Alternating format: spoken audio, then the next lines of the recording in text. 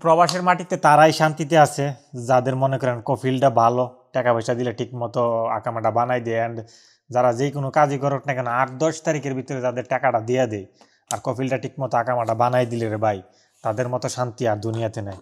আর যদি এই দুইটার থেকে যে কোনো একটা খারাপ হইরা যায় যে কোনো এক প্রবাসীর কপালে, তাহলে তো মনে করেন তার জীবনই সৌদি আরবে শেষ হইব।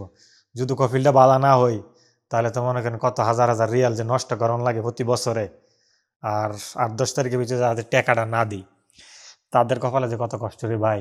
টাকাটা ঠিক মতো না পাইলে সৌদি আরব 1 মাস 2 মাস চলন যায়, কিন্তু প্রতি মাস যদি 8-10 তারিখের ভিতরে টাকাটা না পাওয়া যায়, টাকার যে ভাই কতটা কষ্ট করণ লাগে এটা প্রবাসীরই বুঝে।